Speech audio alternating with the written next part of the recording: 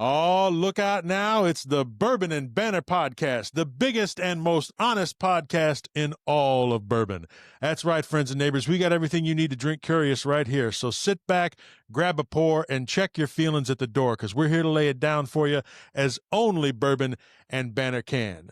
This month, we are coming to you live and in living color, unless you got one of them old black and white TVs. From the Summit Headquarters 2025 down in Louisville, Kentucky, you've got some exceptional guests with us that we're going to get to right away. We have all agreed to let it fly in celebrating Bourbon and Banter's anniversary. Look out now, because here we go. You know what? At 14 years, Bob, we're just really not legal. Well, that's never stopped some of these. We're in fellas, Kentucky. You know, I mean, it's different down here. That's true. It is in Kentucky. All right, different rules. I mean, just the other night, right, Wisconsin, apparently you, between the ages of, 5 and 18, you can walk into any establishment with your parents, legally drink. As long as, if you have a legal guardian, right. As long as the establishment is okay with right. it. But once you turn 18, you can't do that until you're 21. Correct. Right. So That's what I've been told. I was born in the worst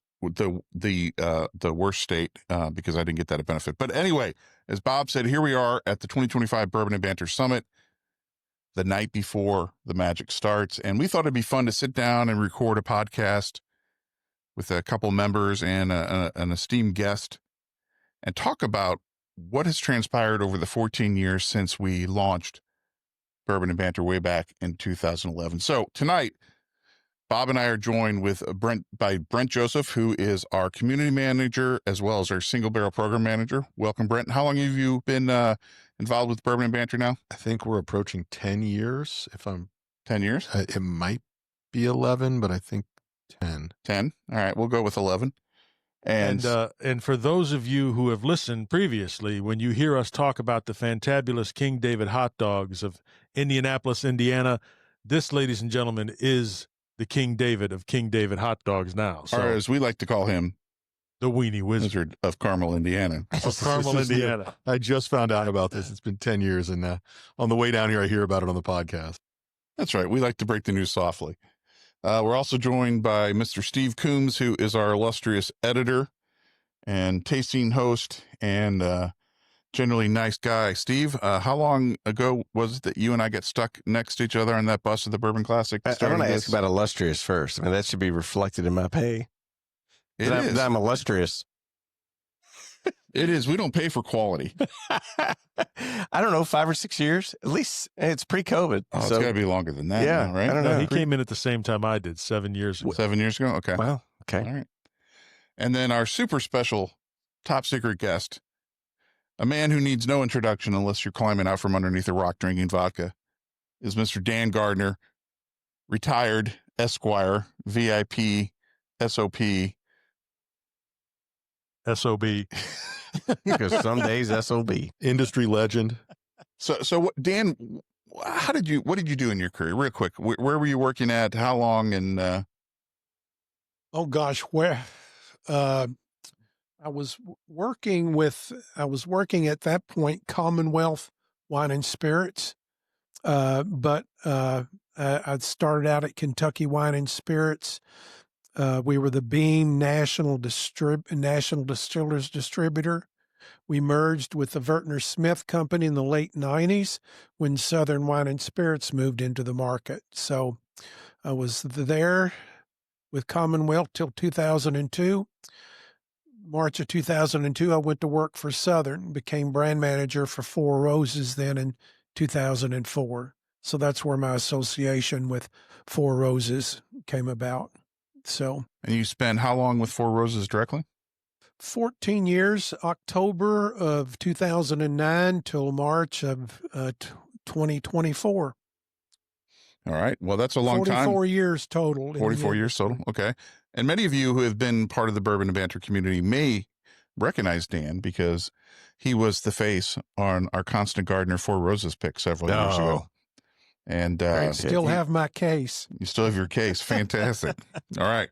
Well, let's kick things off. I'm going to take us all the way back to when I launched Bourbon and Banter, because a lot of people don't know the story. And I was working in advertising, and I was going out to a lot of media dinners, right? Facebook, Google, taking their clients out. And I learned that drinking cocktails with a lot of sugar were a real problem. And I was and as I got in my 30s, a little harder to get up. So I said, I've got to find a spirit that I can drink that doesn't require soda, right? Or something sweet added to it. I tried scotch, and unfortunately I jumped into the wrong end of the pool on that front. And then I tried bourbon, and while it wasn't a deep love at first, it's something I was like, okay, I can get into this. And so I dove in, and then ultimately I found a couple kindred spirits at work. And we were talking one day. It's actually my friend Les and our HR head. And we were like, hey, we're big fans of Mad Men, and they're in advertising. We're in advertising. So why can't we get drunk during the day, or why can't we drink during the day? And the HR guy goes, well, actually, there's nothing in the HR manual that prohibits it. He goes, but maybe don't get drunk and piss in the windowsill. Because we had just watched that episode, and we're like, okay. So he looked at me, Les looked at me and said, hey, if you go out and buy a bar for the office, I'll buy the first 4 bottles. So 15 minutes later, sent him a receipt from eBay where I bought a vintage replica Globe bar and had it delivered. So that started what we called Bourbon Club. We did that for several months. And then because there was about 30 of us in the office, I created a Facebook page called Bourbon and Banter. I liked the sound of it. I thought it's a way for us to communicate about when Bourbon Club was live and whatnot. And then I got an edition of Bourbon Plus magazine. I posted it, tagged them on Facebook back in the day. And over the weekend, I went from 30 members to 300 plus. And I said, holy shit, there's something going on here. And now this was the days, right, when you found someone who was into bourbon. You're like, hey, do you like bourbon? And they're like, I like bourbon. We should drink bourbon together. And it was whispered in hallways, in shadows, and things of that nature, because people still thought you were kind of a drunk if you drank a lot of bourbon. So once again, put this around 2009, 2010. And this eventually led into Bourbon and Banter when I decided I wanted to come to Kentucky and I wanted to get behind the scenes access. Now, this is when Jim Beam had just launched their renewed tour. Jim Rutledge was still at the helm at Four Roses. Jimmy Russell was still super active with Wild Turkey. And I put together the first annual Bourbon and Banter VIP pilgrimage, which was 2.5 days of programming. I had 11 tickets to sell. No one knew who the hell I was. And I launched the Bourbon and Banter website to sell those tickets. But that first trip, we got to spend 4 hours with Jimmy Russell. We spent a half a day with Jim Rutledge, with the Samuels. Bernie Lovers hosted a dinner for us while he was still with Jim Beam. It was like the last week he was at Jim Beam before he went to Heaven Hill. And we tried to replicate that just a year later. So that was 2012. And just a year later, we couldn't coordinate any schedules. So all of this to say, we were a little bit ahead of the curve. And here we are now, 14, 15 years later, and we've seen a lot of changes. So, Brent, if you look back to what you were doing 2011, how has your bourbon world changed? I would say that what I liked to drink back then was much easier to find. And I would regularly, I wouldn't say spend a day, but like every once in a while I have a little extra time, like, oh, I'm going to stop at this liquor store. I'm going to stop here at wherever and maybe go out of my way at this place and just hunt, right? Mm-hmm. But not like I'm spending the whole day doing it like when you think of like a bourbon hunt. And I would just pick up whatever was around, but it was regularly stuff that you wanted to find.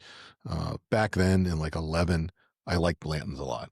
And, you can shit on it all you want. But back then in 11, before probably most of the people listening now, Blanton's is not, back then in 11, it was way different then than what it is now. Sure. I think the quality of the product, the bottle's still cool, right? And it was harder to get. It obviously is harder to get. Now, it wasn't easy to find, but you would find it pretty here and there, right? And it was $54 a bottle, which was higher end for back then. And the product was fantastic. And Eagle Rare was on the shelf everywhere. You could find it at CVS, you could find it at Kroger. And it was $29.99, right? Or $27.99 a bottle. So access to stuff was way different back then. I would find every once in a while I get lucky, and here and there, very lucky, but I would find Pappy or any Van Winkle at retail at a couple different places. Okay. But that's the biggest thing, access. And now it's gotten so big, people are chasing it everywhere. They're paying crazy money on secondary. There was really not much Facebook secondary stuff going on back then. All right. So Bob, think back to 2011. How much bourbon were you even drinking back then? I was just drinking basically stuff you could find regularly. I never got into limited editions before there were limited editions. Although I remember in 2000 paying $60 for a bottle of Kentucky Spirit turkey as a gift for a friend of mine.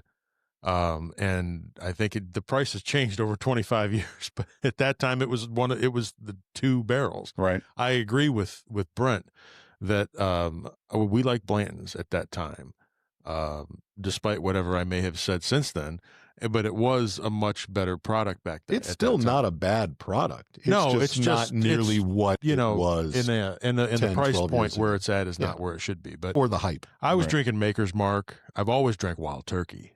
Right. And the whole spectrum of the turkey brand. When did you, because you were for years, when I first met you, right?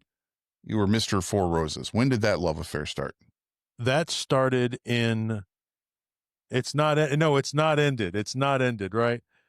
That started in 2009. Or was it 2000? No, it was 2015. I was going to say. So my wife and I had come down here a couple times. We first came down here in 2009, which is really when our love affair with Makers started. Okay. And Heaven Hill. And then in 2015, we came back down, and that's when we showed up at the Cox's Creek facility. And we were some of the only people there. And we absolutely loved the people. And that's when the Four Roses thing started, and then really started heating up over the next couple of years before I met him. So when I first met Dan, he was coming in as a friend of mine, and he came in. I was like, I can't wait to meet this guy. I want to talk to him all about this stuff. And he looks at me and he's like, yeah, okay. Oh, you like the bourbon. Very good. He hears this, 10,000 times a day. And then I start going into the mash bills and all this. Goes, oh, okay, well, maybe he does know what he's, Right. a little bit more than that. And then, from there, I start helping him at whiskey fests and stuff, and pouring things so that he can go out and talk to people. And it took off from there. It wasn't until I found Bourbon and Banter that I really got heavier into all the other various things. My apologies. Now, Dan, he fell in love with Four Roses in 2015. And remind everyone who maybe doesn't know the history, what year did Four Roses come back to the U.S. market after its decades-long absence? It was 2002. I went to work for Southern in March of 2002. And one of the first big kickoff meetings I did was, I can't remember if it was August or September. Rutledge came in and we did the kickoff. We only had Yellow Label, the 80 proof at that time. And, that was tough, but it really took off. It really took off at 2004. I became brand manager for it with the release of Single Barrel. So I'd managed the launch of the Beam Small Batch Collection in the early 90s for Kentucky Wine and Spirits, and all the Wild Turkey limited edition things, Russell's Reserve, all of that. So I had that background, and I'd managed Julian's Van Winkle collection for 20 years. But I always jokingly say that was before, back then you had to put a gun to people's heads and make them buy it, which has changed a little bit, to say the least. So it took over in 2004, and then I went to work directly for Four Roses in October of 2009. So I was at Southern 7 years. Okay. Going on a lifetime. Now, Steve, when you and I met at the Bourbon Classic 7+ years ago, you hadn't been involved in bourbon for very long at that point in time, if I remember correctly. You're right. I didn't start drinking it until probably 2013, 2014. So I was way behind. I was drinking everything else, it seemed, except bourbon. And the way I got into it was realizing that I'm in Kentucky. I should be writing about this. I was already starting to really get into tequila and wine and stuff like, well, I've been in wine for a long time, since my restaurant time. But bourbon really was an epiphany for me. And for whatever reason, my palate was open to it at that point. So I really started to get into just showing up, getting invited to distillery tours, media events, all that, and just tasting and tasting and tasting. Like, this is freaking good. Where's this been all my life? So I was a late comer to it, but I caught fire quickly. Absolutely. Now, I think it's interesting listening to Brent and your name is Bob, talking about just 3 letters. There's 3 letters, right? But there's so it's much. It's on my shirt, dude. It's right here. It just. It's at 1792 hefty pours we got today. You guys haven't been together since shout out to 6 a.m. Shout right? out to Michael Smith for those pours today. But you talked about blends, right? And I think we all make fun of people who are gaga over blends now, and I think people who do say they have 30 bottles deserve a little bit of teasing, but we've all been there, right? And our palates shift and change over the years. Bob's shaking his head. What do you mean? No, we haven't all been there. So when you were drinking Blanton's. No, you said you like blends. No, hold on. When you were drinking Blanton's, why'd you drink it? Because it tasted good. I was drinking it because it tasted good. You all were drinking it. You were drinking it because it tasted good. What's happening now is people are drinking bourbon and they just want to go grab it because everybody tells them, oh, that's what you got to go that, for. or they want a shelf queen to show their friends. But my point is that we evolve. That's the point I'm trying to take, is we've kind of evolved. And I want to just call out what we have in our glass. So you're fucking up my segue as we go. Bob. I'm supposed to be, this is the most honest podcast in bourbon. I'm supposed to give you this. He's playing the heel. Check your feelings at the door, Pops, okay? You said he's playing the heel? Yeah. Perfect. Well played, Bob. So what we were drinking, this is this year's and rumored to be the last Wild Turkey Master's Keep release. This is Beacon. And this is a blend that holds some of the last barrels made at the former Turkey distillery before they rebuilt, and some of the whiskey that Bruce Russell first laid down when he first started distilling. So it's a blend of the old and the new. So the Master's Keep collection, I think we've all talked about this over the years, is the price has been a little steep and still is steep, right? We all know the Bourbon and Banter perspective on expensive whiskey. It's kind of getting outrageous. But this is the first Master's Keep in a long time that really is a little bit exciting to me, because this has got a fantastic nose, great palate. And I think Wild Turkey for a lot of us has been a brand that's stood for a lot of our belief in bourbon. And Bob and I joked on the podcast that came out today, right, that Jimmy Russell will tell you, don't change a damn thing. There's even a campaign right now booked on him about how Wild Turkey's tasted the same. But then there's a label out from Bruce talking about creating a bourbon that harkens back to the old days, because obviously things have changed. So I'd be real interesting, real quick, for any of you, what does Wild Turkey mean to you? Bob, let's go there. So why I started drinking Wild Turkey, I didn't start drinking until I was 23. And I started drinking mixed drinks with sodas, and then quickly, within like 6 months, started drinking straight whiskey.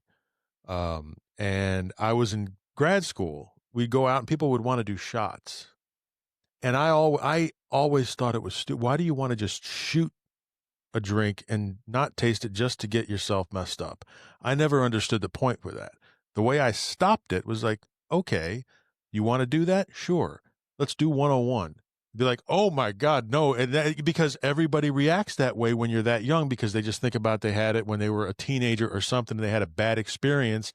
And so Wild Turkey was always forbidden to most common people. No, back in college, you took a shot of 101. You were kind of seen as a badass. So I would take it, and then I'd say, and not only are we going to do 101, but I'm going to sip it because I want to enjoy my whiskey. And that's how Such a maverick. That love affair. And then I just started grabbing all the different bottles that would come from Wild Turkey. Russell's Reserve, the 10-year was my favorite for years. But it was always fantastic to me, and it was something that I knew. I didn't start drinking beer until it got to the point where I couldn't afford to drink Wild Turkey. Then I started drinking beer. But so Brent, what I don't remember was Russell's our first barrel pick as a group? Do you remember?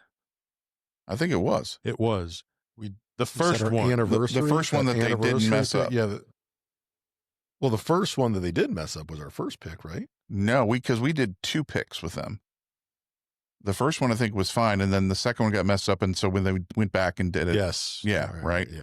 So Russell's 10 was our first pick because I was a huge fan. That was Did we one did of my that favorite. before we did a Four Roses? I think so. Yes, we did. We Right. did. You did the. We did the one where you picked a squat barrel too, and then they bottled them. That both was the second incorrectly. time where they that was messed the up. second time. Yeah. That was the second time. Not to sound like, I mean, we've done a lot of these, so some of them run together, and I've done additional ones that aren't just necessarily with Bourbon and Banter on groups that I've been invited with. So there's a lot of barrel We picks got it. that, You're a big deal. that run together.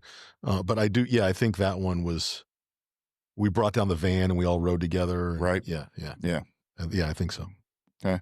So Dan, I'm interested for Wild Turkey. I mean, obviously your allegiance over the years was the Four Roses, but you're not going to give me the answer to Jim Rutledge. I remember asking Jim, what do you drink when you don't drink Four Roses, right? And he kind of looked at me and he said, Diet Coke.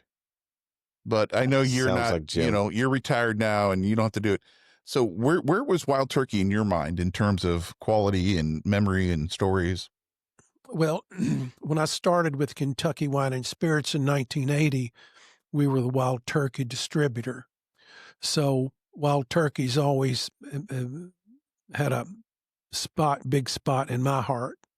So, I remember when the first visitor center opened up, that little house by the railroad tracks. Oh, man. Yeah. That's been, 35 years ago at least. I don't know. So Wild Turkey has always been a huge part of my background. So, and again, there are just no better people on the face of the earth than the Russells, of course. So I guess I've got a question for Bob is, with that Russell's Reserve you were drinking, was it the 101 or was it the 90 proof? The one, yeah.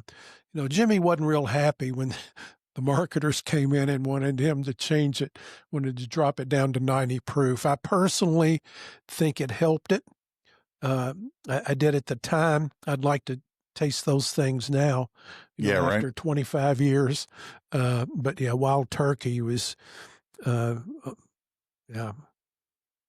lot of stories, too many. All right. So obviously we all move on. Oh, but Brent, yes, raising your hand. Yeah, you asked me, the regular turkey question that I never got to answer about like what thoughts of turkey I had. And so turkey to me has always been like one of the, if not the OG brand, right? It's one of the most recognizable ones, even though it may not be the oldest. When you think of bourbon, you always think of Wild Turkey. Like growing up, like you knew what it was. Like you saw the bottle, you saw the ass kicking chicken on there, like it wasn't something that I gravitated towards, even when I started my bourbon journey. And Wild Turkey still isn't one of the distilleries that it's not one of my go-tos. I do enjoy it, but the one that I usually, when I was during and still on, my bourbon journey, I for whatever reason I gravitated towards the fantail, the spirits, right? That one I really liked more than the other ones, but to me, Wild Turkey has always been like just classic American bourbon. Yeah, absolutely. When I do a lot of my tastings, and Steve helps me with a lot of these, and whenever we put Russell's Reserve 10 in, which is a lot, because I think it's a great traditional mash bill bourbon, gives a lot of great characters for that style. When I unveil it, people are always surprised when I tell them it's a Wild Turkey product. And I was like, don't be surprised. I mean, a lot of people have this image of Wild Turkey that it's for old men, bikers, and badasses. There's a lot of preconceived notions that aren't necessarily positive when associated with Wild Turkey. I was literally going to say the exact same. The thing I love to do is blind people on bottles from Turkey. Yeah. And they could be just a casual person. I did it with Branford Marsalis and his band. And when I told him it was Wild Turkey, he looked at me and said, "Are you kidding me?" Because everybody's got those memories from when they were younger, and that's what it is. And so I have had more people look at me like when they realize it's Wild Turkey, because there's that misconception. I mean, it's an adult beverage. I mean, it has the two flavors I picked up on when I finally started to catch on to it were leather and cured tobacco. Yeah. I'm not a smoker, but I had farmer cousins who cured their own tobacco. Those are big, bold notes. So you can't. I don't tell people that's where you should start. I had to come on to it, and when I did, I was like, oh, this is fantastic. I go as far as to tell everyone that everybody should have 2 bottles of Wild Turkey 101 in their possession at all times. One for their home bar, because they can drink it neat. They can mix it with cocktails. They can put it on the rocks, and they can let their neighbor Phil come over and mix it with Diet Coke and not get upset because it's $19. Right. The second bottle goes in the back of the truck or in the trunk of the car, because if you get in a snowstorm, 1, it can double as windshield wiper fluid. 2, it can keep you warm. And 3, in a pinch, it'll degrease your engine. And for $19 a bottle, no harm, no foul. So remember, a 2-bottle pack Christmas gift to the person on your list that you need a gift for. All purpose. Anybody getting that for the holidays. And if you've got a bourbon drinker, you give them some 101, no matter who they are, they're going to thank you. And that's right. So I don't know about you guys, but my glass is sprung a leak. It is. So Steve had some samples. Steve, you brought some samples here, and you brought some stuff because I said I want some brands that will remind us of some stories and of our personal journey. So where do you want us to go next here? Well, I would love to start with, there's going to be a lot of natural sound here that you don't want edited out. It sounds like we had a bar fight in here. I have some King of Kentucky samples. Right. This is the 2025. There's 60 mils left. Dude, that is like, what the hell? That was sealed for my protection. So what folks can't see Pop's doing right now is, so Steve has put a wax over it. We got no, that was electrical tape. He's high class. Yeah, wax. Oh, that's right there, the camera, so I can't make shit up, and people will I have already gotten to enjoy this, so you guys pass that around. I think it's one of the best whiskeys I've reviewed this year, if not the best. I'm excited. Real there quick, was some left. Thanks for bringing this. While they're doing that, why don't you talk a little bit about that review that's about to go live tomorrow? You don't write a lot of negative reviews, but is this all for me? There's well, if there's any left, pass that back. Yeah, you have a Blue Run review going up tomorrow. I do. And tell us how much you enjoyed that bourbon. It wasn't horrible, but what was horrible about it was the price. It wasn't horrible. So that's what you want to hear. I was kind of segueing to Pop's sarcasm. It was not, how much did you love it? I wouldn't pass on drinking it if somebody poured it for me, but it's a $129 bottle for what is a blend of 5 and 6 year old whiskeys. Give me a break. That's a Blue Run playbook, right? I have found that to be pretty consistent across that brand. The bottle's really cool looking. And if you blind it, the stuff's pretty good in it. It's not off-putting. I like it. I enjoy it until someone tells me how much it cost. Right. And then I'm like, no way. And right? you told me specifically that the earlier bottles were older whiskeys that were better. Is that correct? I believe so. But but not like super old though. No. But like very few were super old. $100, $120, $130 a bottle or what they're charging for some of those. Give me a break. No, $40. I'm in all day. $40 would be on my bar all day long.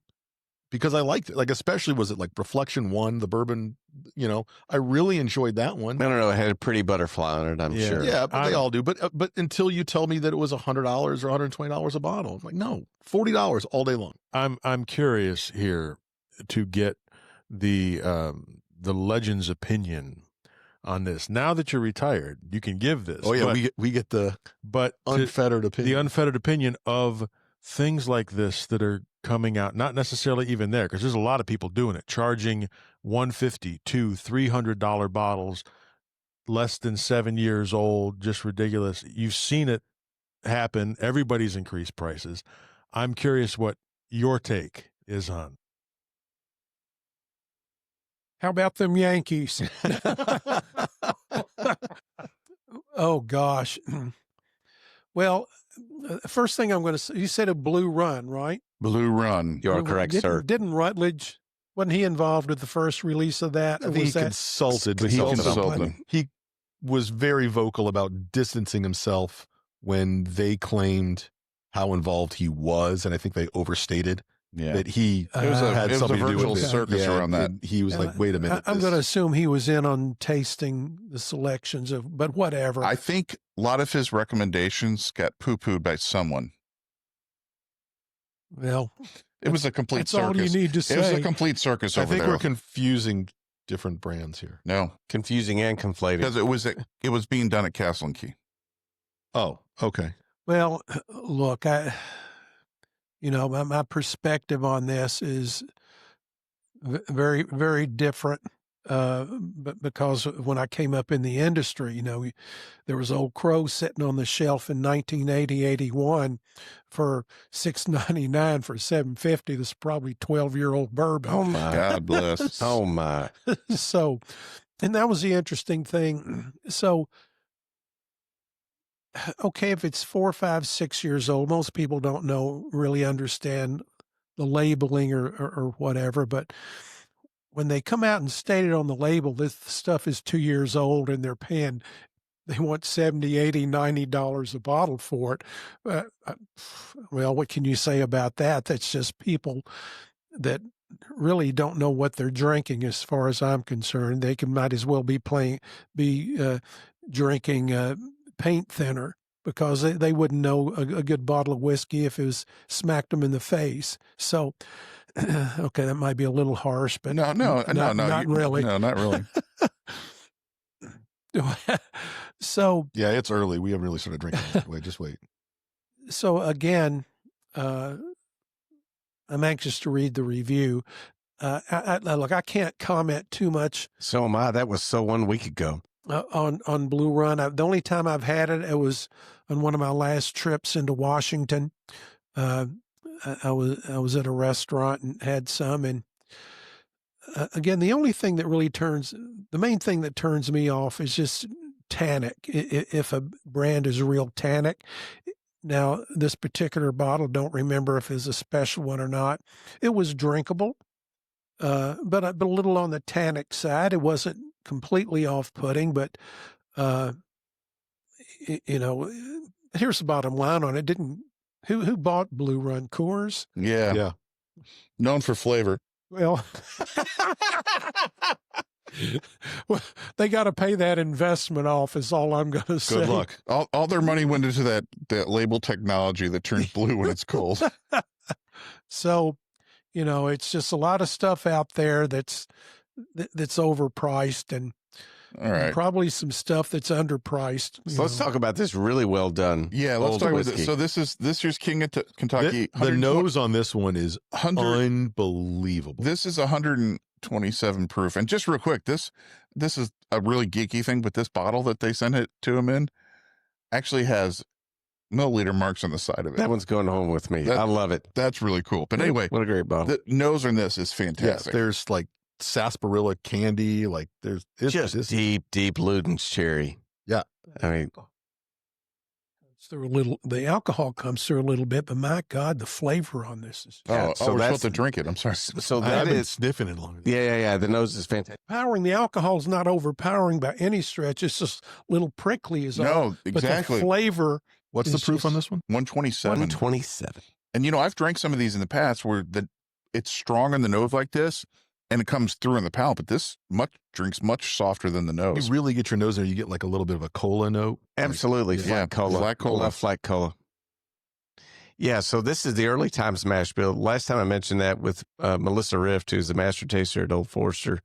She said, we don't call it that anymore. I said, oh, yeah, that's right. They sold that.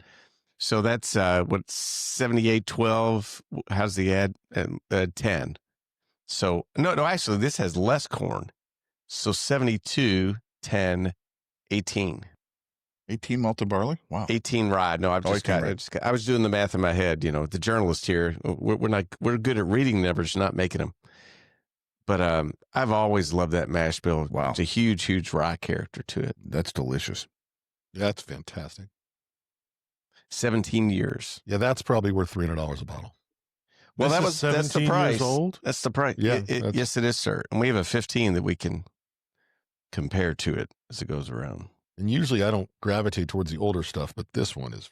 Me too, Brent, because I'm not a big tannic person. Nor am I. I'm not big on dry finishes. but not at all. But here's the thing. So the last 3 or 4 years I was working, I really got into barrel differentiation and the reason for it. And I got a great presentation from independent stave that really gets into it, and it's so complex, but yet it's simple too. It's very complex and hard to explain. But if you get a honey barrel, if you get a barrel with slow growth staves, the rings are thinner. There's more sugar in it. There's more vanilla in it. So if you get a honey barrel, it can stay in barrel longer because it's got more sugar to it. So once the sugar runs out of that barrel, that's when it turns tannic. So if you've got just one of those exceptional barrels, then the other thing too is where it is in the warehouse. If it's on the bottom floor, cooler spot in the warehouse, it can age longer. So it's not always as simple as it seems. Is this the new wood versus the old wood? No. Because you explained that once to me, and that really kind of put it in perspective. If you get a hold of Independent Staves information, there are more 100-year-old oak trees alive today than there was 100 years ago, because we're building houses from different things now where oak's not being used as much. So people want to, it's old, it's an old tree. Well, I don't know. It's Yeah, that's become even more topic of debate, and that's above my pay grade and thinking. But you probably got that presentation by Andrew Weirbrink, right? I think this was, I don't know if his name's, I know who you're talking about. But the bottom line on it is it's about slow growth staves. They have more sugar. So there are two layers. Early growth in a ring is where all the sugar and vanilla is. The late growth is where all the tannin is. So it's a fast growth tree. Early growth is always very consistent. Late growth in the growing season is always the wild card. Is it slow or is it fast? So if it's fast, it's much thicker. So if you can imagine, when you when you char a barrel, you're burning through layers of rings. So if it's a fast growth tree, you're burning through less layers of sugar and vanilla. Mm. If it's a slow growth stave, they're much thinner. You're doing that 1 minute burn to get that number 4 char, or whatever barrel companies, what their terms are, their timing is. You're burning through more layers of sugar and vanilla. Got it. So you go from toffee, if there are a lot of sugar, you're burning through those layers, you're going to get a little more toffee. So, but every barrel is different. Every barrel typically is a mingling of slow growth and fast growth. But here's where the consistency comes in for Four Roses. 90% of our barrels come from the Ozarks. It's a slow growth area. So there are so Jeff LeHue told me, he said, Dan, there are always some trees that are there that are fast growth. So but the bottom line on it is, when you're dumping a bunch of barrels together, the slow growth flavor out of that's going to come through. When you do a single barrel, you might get a barrel made primarily from one tree, a fast growth tree, which is primarily tannic. Y'all have had them before, that at 5 or 6 years old, they're nothing but tannin. Well, the sugar has already come out of those barrels. As long as there's sugar in there, it can, Jim Rutledge always drew a bell curve. So that bourbon goes in, gets better, better, better. It gets to the top of that bell. Once the sugar is depleted out of that barrel, boom, flavor just starts falling off the table. So you mentioned, slow growth trees in the Ozarks. That's not the only thing that grows slow in the Ozarks. Trust me.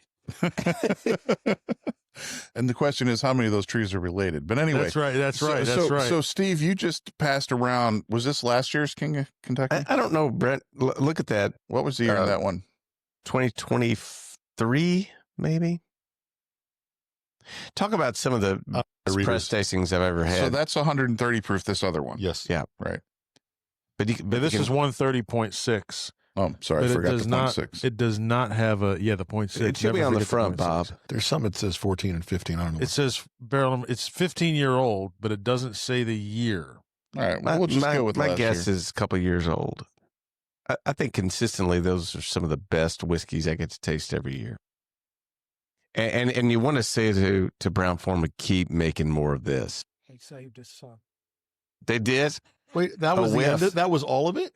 That's it. That's okay. Don't worry. They passed. I'm at the end. I figured that was here. Take some of this. I got to drink the rest of that, so I'm okay sharing all that with you Pour guys. some of that. I'm sorry. And this is how the Bourbon and Banter Fight Club got started. Yeah, I just But we poured don't it. talk about Bourbon and Banter Check Fight out Club. the nose in comparison. But It's not it's even a real close. thing. It's good, but it's not close. Yeah. That When you pass me the sample and I'm at the end and there's only a little bit left, just let me know that that's all there is. Hey, you're the guy at the buffet scraping the here's the pan thing. clean. In a podcast, if you're talking too much and you miss the sample, that's on you.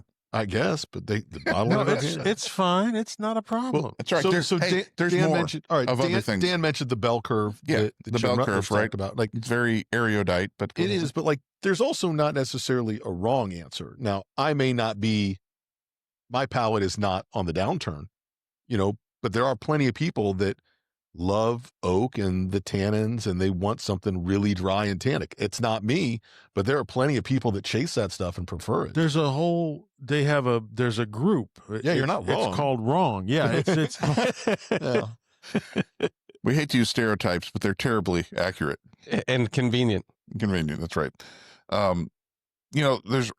Here's the thing. So I think back to the first 5 years of my bourbon journey, if you will. And one of my favorite bourbons back in the day was Elijah Craig 18. This was before they stopped it, right? And I loved it. And I remember, picking up bottles for $65, $70, and I loved it. And then it disappeared. And then they brought it back. Now I have a full bottle unopened from before. And then somebody gave me a pour of the new stuff. And I don't like it at all. I mean, my palate is really sensitive with oak. Once something gets above 13, 14 years, I absolutely will not buy a bottle unless I can try it, because these samples, these King of Kentuckys are great. It's everything that you get from old bourbon without the over oaked tanninness, right? It's unreal that it's 17 years old and has Right. no tannin. Right. You try a Yeah, it's not 16-year-old, Knob Creek, and it's so dry and dusty to me. I don't care for it. But this was delicious. I drink that all day, right?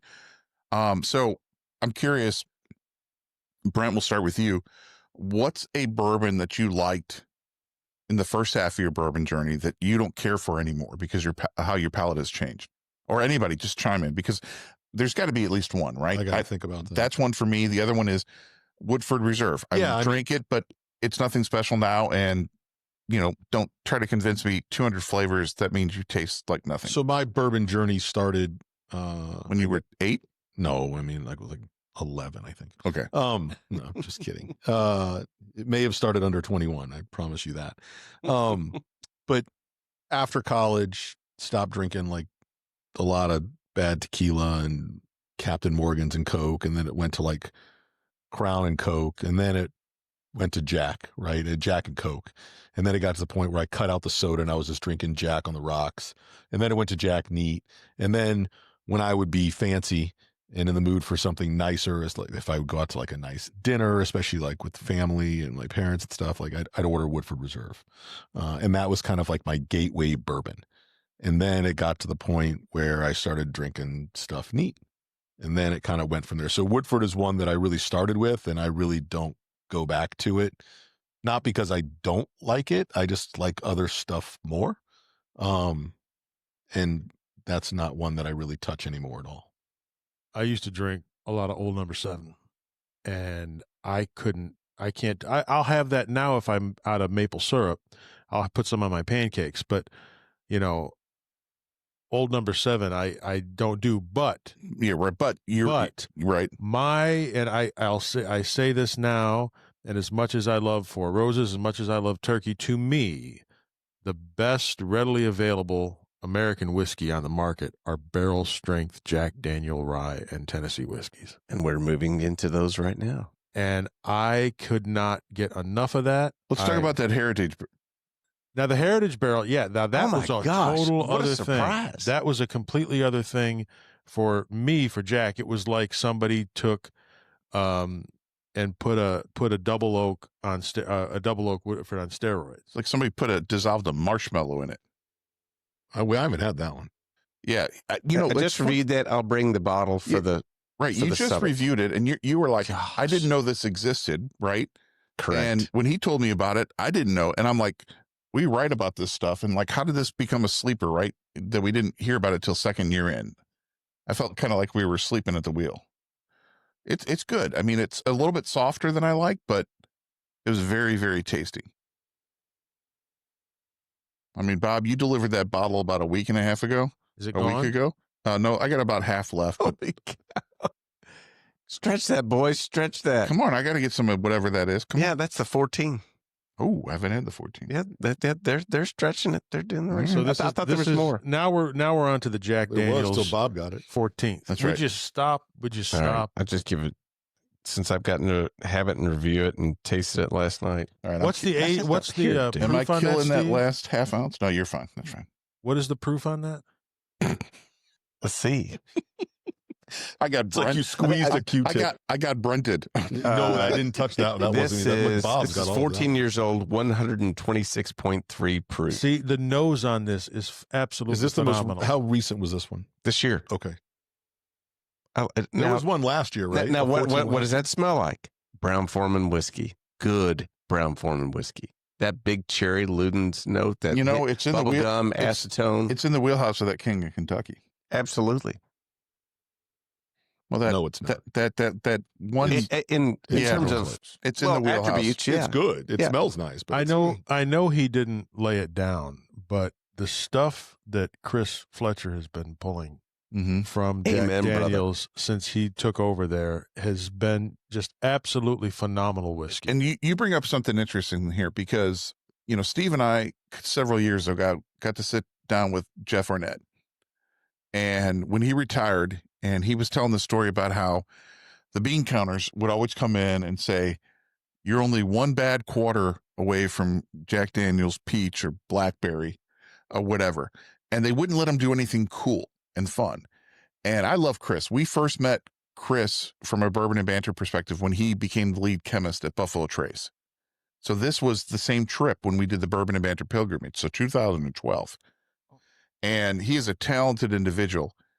But the fact that Brown Foreman has taken off the limiters, so to speak, on him to let him run wild is fantastic.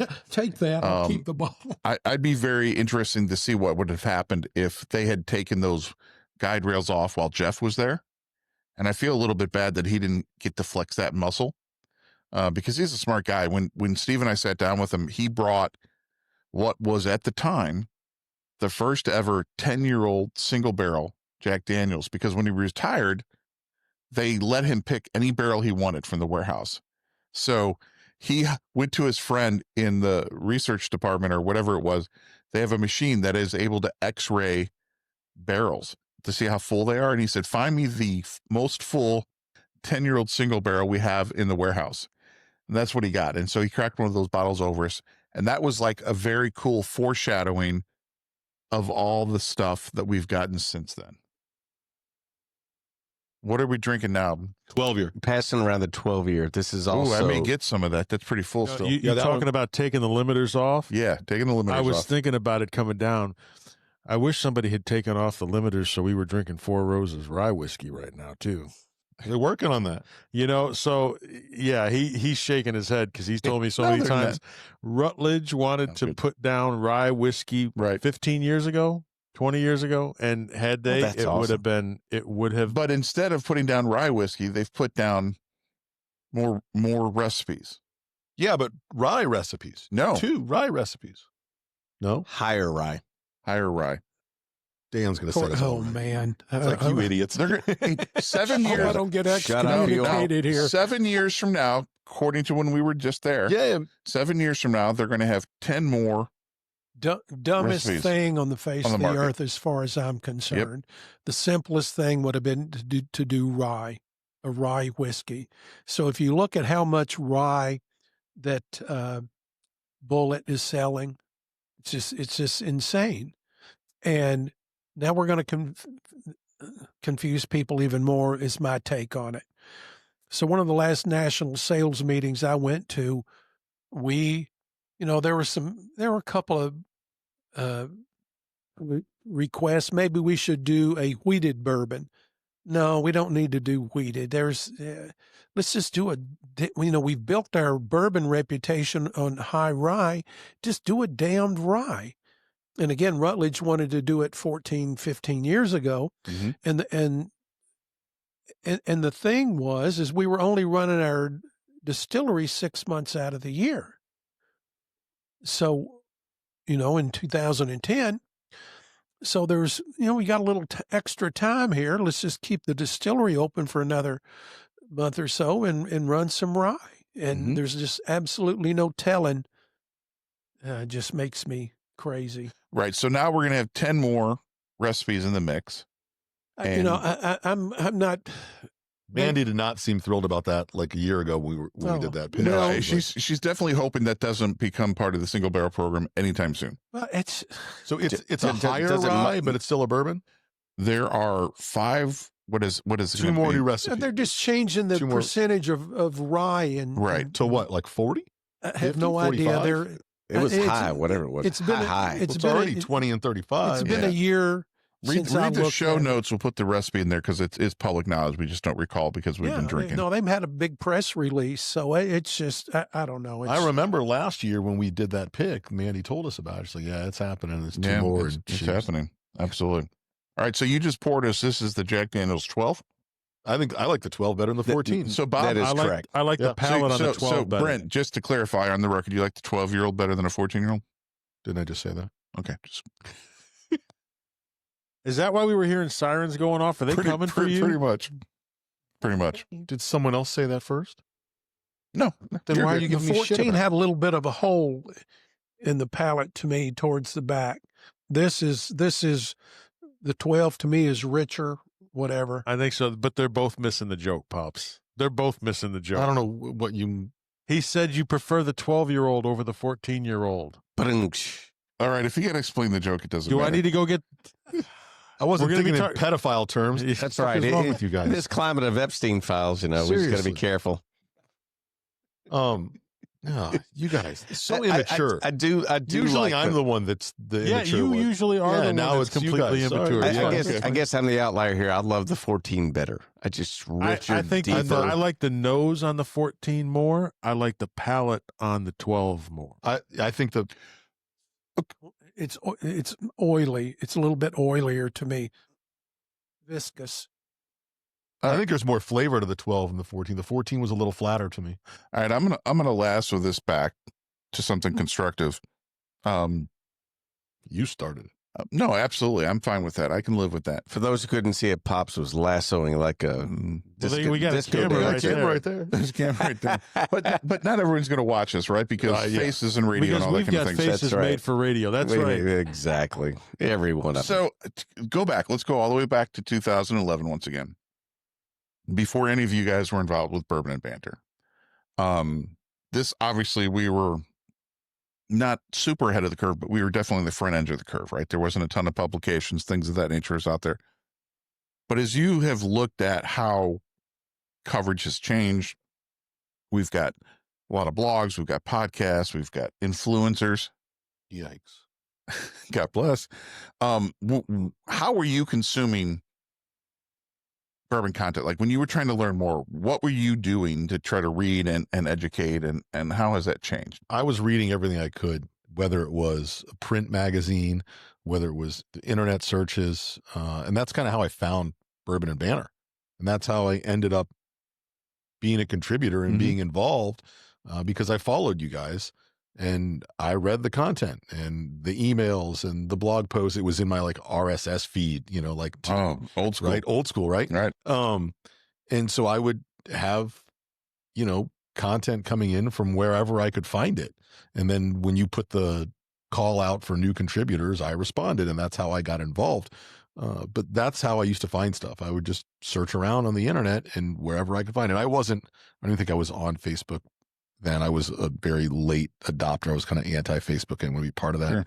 I ended up having to do it for work purposes, but I still am not on it much. But anything I could find, news, articles, releases, whatever, that's just kind of how I consumed it search-wise. Bob? I did the same. I learned a lot of it from following you all when I got more into it. So, because I came in after the initial wave of contributors. So I was reading everything, but I could also tell who was full of shit and who wasn't. And also, presentation is key. And the thing that I remember telling Pops when I first met him, because I met him a couple of years before I joined the team, was that there was always a sleekness, a slickness, and a professional quality to what Bourbon and Banter did over a lot of these other whiskey websites and things. And that gave more credibility to this, for me, to the stuff that was coming out of this team. I think the honesty really was transparent, like, readily visible with Bourbon and Banter. Like, you could, like Bob said, you could be reading other stuff and you could tell when it's a fancy article in Wine Spectator or like something, not necessarily, Right. but something like that, that you could tell it was paid for. Gotcha. How about you, Steve? I was lucky. I'm in Kentucky. I get to go to press events and I get to meet master distillers and everybody connected to them. I don't remember reading anything else. I was interviewing people constantly. And a lot of my whiskey writing peers were there to share information too. And it's such a friendly industry. You just get to ask questions and people just don't shut up. They tell you exactly what they're doing, why they're doing it. And even today at Potter Jane Distillery, which we're going to on Friday, that Danny Potter would explain all of these things, that Jane Bowie would explain all these things to us. I mean, that's how I learned, was directly from the professionals. I don't remember following any podcast or any magazine in particular because there wasn't a ton of it at the beginning. Bourbon Plus was the first one to really get into it. Chuck Cowdery's new newsletter was great to get into if you wanted history, but I only found that out much, much later in my journey. But I was lucky. I got to talk to people at the source. Well, that's the cool thing about it. Like, we're in the Midwest. People are friendly, right? It's not like a big city or the East Coast and where people are a little more aggressive towards each other and less friendly. But it's also bourbon. People want to talk about it. If you really like it, people want to discuss it, and it's very approachable. Absolutely.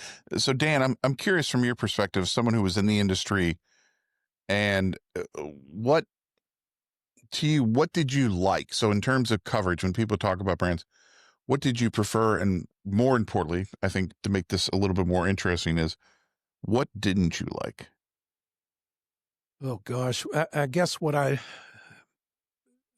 don't like the most is marketing departments that want to sanitize everything. And they want to, I think, dumb it down to the nth degree. So it's, if you want to do real educational things, it's not always easy. So I kind of changed my focus a little bit. I'm a completist. I want to tell the whole story. But when you're in front of 30 or 40 people, you've got an hour, maybe an hour and a half. I learned over the years that you can't tell the whole story. You've just got to pick out one or two, maybe 3 points that you want to drive home and pray to God that half the crowd leaves with it. So that's been my thing. I guess the biggest mistake that I made was thinking that bourbon companies' marketing departments were wanting to tell the truth. Well, that's kind of the thing. Like, No. you could tell when we were talking about how you consume some of this information, how you started. If you're really into this and you really like bourbon and you're interested in learning more and you read some of these articles, you can tell very quickly when you read, whether it's an article or a listicle or whatever you want to call it, or an actual like opinion from someone that's being honest. When you go out and try it compared to what they say in the article, you know, if they have this glowing review and if it's paid for, and then you go try and you're like, this isn't very good. And you do that a few times and you're like, maybe these articles are full of shit. And then you read something where people are being a little more honest and truthful. And then you go try those comparatively and you're like, they said this one was bad, and you try it, like, yeah, I don't like this very much. And they said this one was good, and you're like, oh, yeah, they were right. And then you do that a few times. That's one of the reasons why I gravitated towards Bourbon and Banter, because they were honest. Like, this one wasn't good. This is why. This one was really good. You should try it.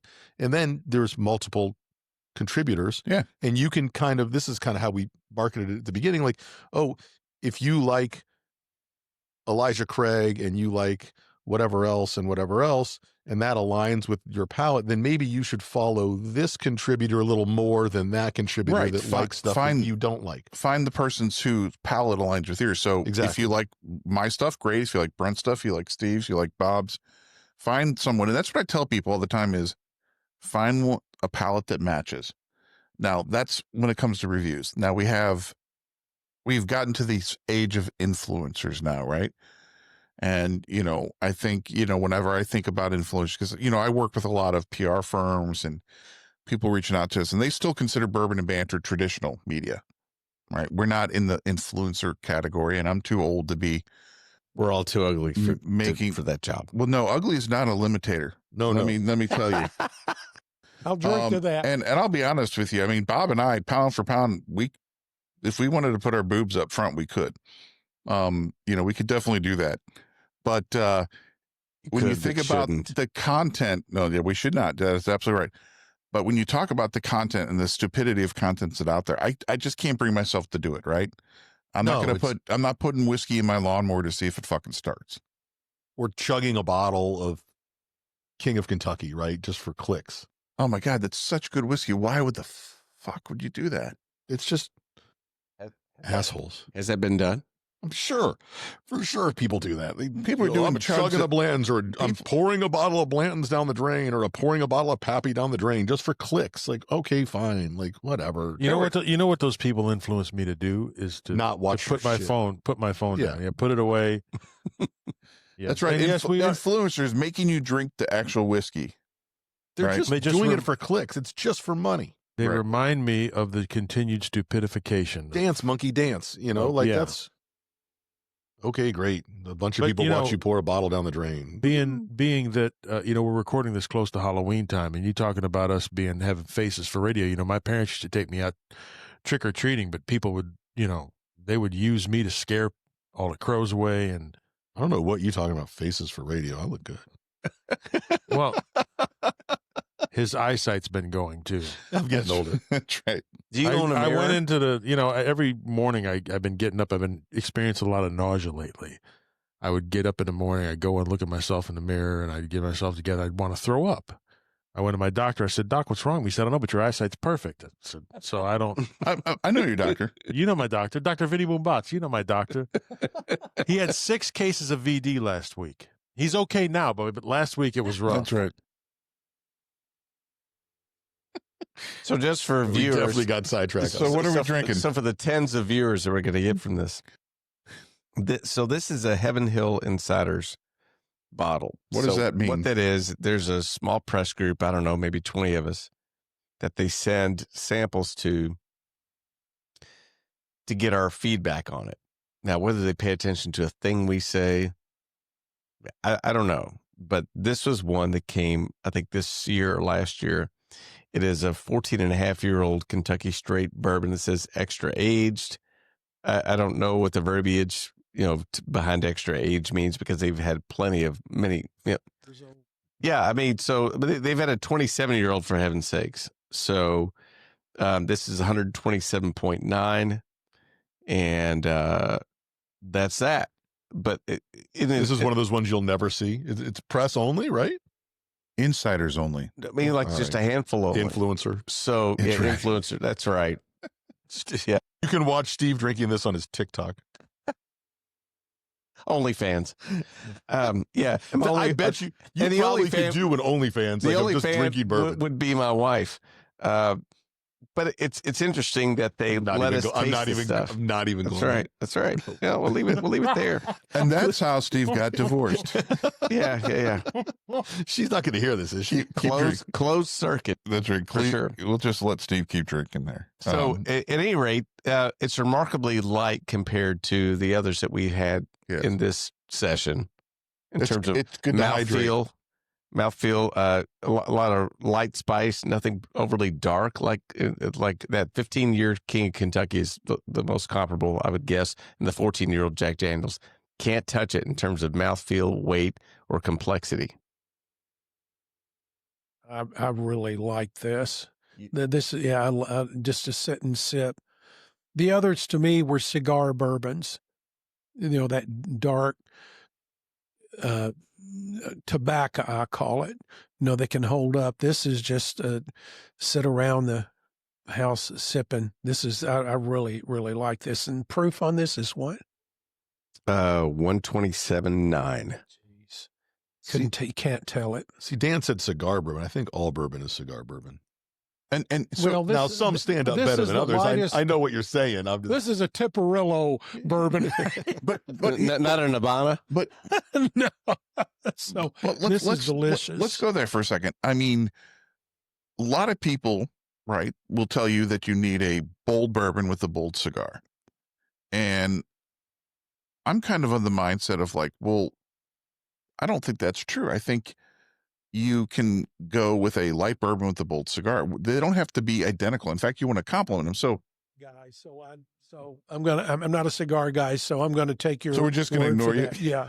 Me as well. We'll shut up now, Dan. Yeah, you do not either. Yeah, I don't think there's necessarily a perfect pairing, but I don't want something. If I got a bold cigar, I don't want a bold bourbon overcharge the cigar. You know what I'm saying, or vice versa. I want them to complement them. I never really think about that, and I've smoked a lot of cigars over the years, and I find a cigar that I'm in the mood for, and then I just find a bourbon that I want to drink, and I don't really think about pairing them, but sometimes they're stronger, and normally during, like, if I sit down, I'm having a cigar and I'm having a bourbon, right? Normally the way I drink bourbon is I will start off higher proof, and then I will step it down throughout the evening. I like to go from a drink or two and then switch the bottle, and then go to another drink or two and then switch the bottle. And that's how I kind of get some mileage out of my bourbons. I don't like to sit down at one time and drink all from one bottle. Because then especially if it's one that I really like, then you have none left for next time. I'm totally with you. Drinking for ADD. Isn't it fun to just sample just a little bit? Yeah. I love that. Yeah. I have a glass of this one, like a start off like the evening with something really nice. Half ounce here, half ounce there. Yeah. Or even an ounce or 2 ounces, whatever it is, and then move bottles and go something different. Well, that's the beauty of a bottle share, right? That's absolutely right. And this is even better because now you're going through all kinds of fancy stuff. I think everything I've had tonight I haven't had before. There has to be a marketing tag or a T-shirt or something, drinking for ADD. That we have got to trademark that. There's got to be a way we can do that. Is that like a charity event, or is that just? Now, once again, you do have the guy, it's a fundraiser, the YouTube channel, right? The ADHD bourbon guy. So what?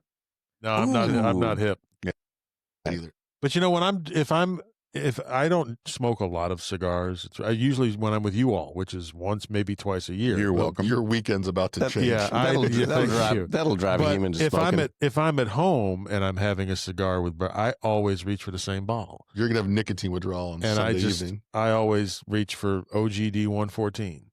Well, now you got some. That's my cigar. Now you got a few. I've always got some. Well, you got a lot more now. Yeah. All right, Dan, what's your take on that? That bottom. OGD. I go back to 1980 when I started. They had National had just launched that in 1979. So I go back from not day one, but pretty goddamn close. It's always been right at one of the top 10 for me. Absolutely. And those ND bottles are absolutely outstanding. Espresso, bitter chocolate bombs that are just freaking amazing. I've never had one. You've never had a National? I would so badly want one, and I've never had one. It's good stuff. So out there, if any of you listening to this want to send some of that, with We haven't Send Bob asked. a We sample, haven't he'll asked make it for worthwhile. our boxes of Monster cereal yet this season, but yeah, send that Yeah. too. I just saw it the Here's other the day. thing I you've thought got to understand about national distillers is that they couldn't give it away. Old Crow, old Granddad, old Taylor. So when Beam bought them out in 1988, I guess it was 89 before it officially went through, Beam bought National for De Kuyper cordials and Gilby's gin and vodka. They wanted to get in the cordial and gin and vodka business. Anything but bourbon business, right? Absolutely. They didn't need bourbon.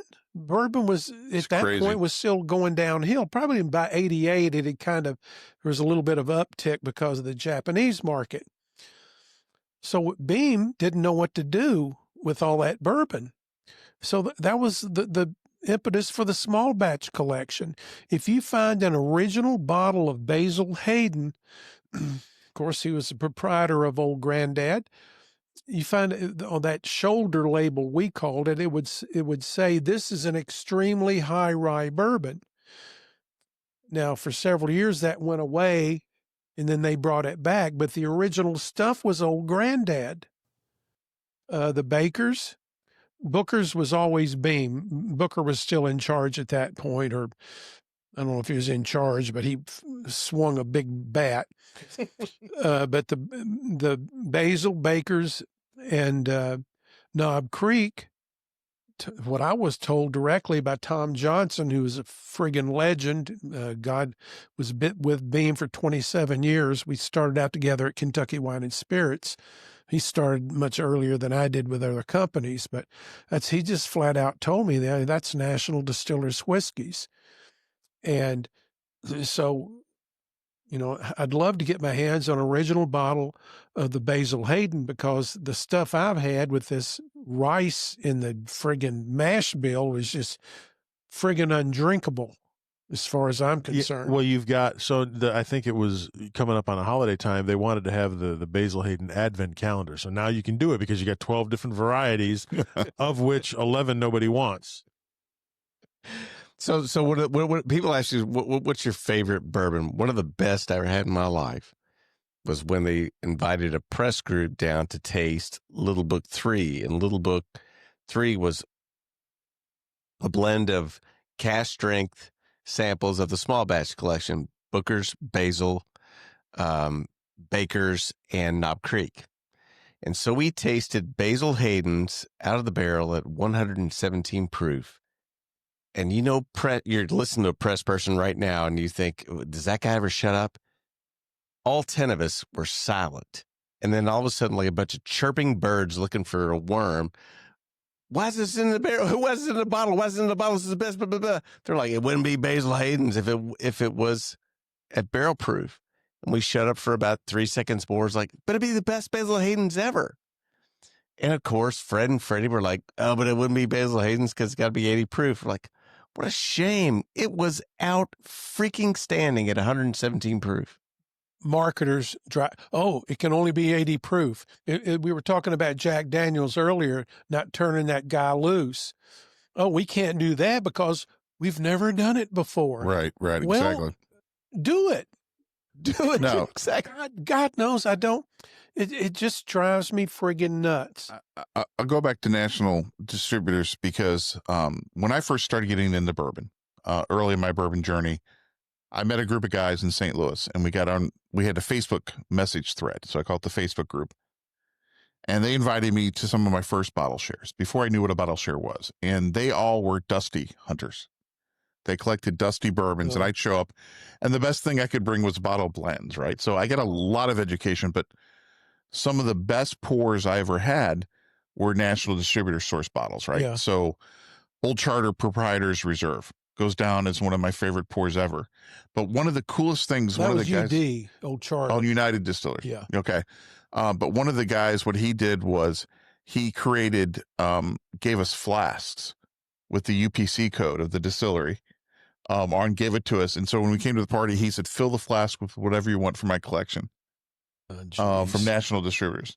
But I want to talk about this a little bit about this old stuff. You know, I've never been someone that's collected old stuff. I've stumbled into it, right? I've got some great stuff.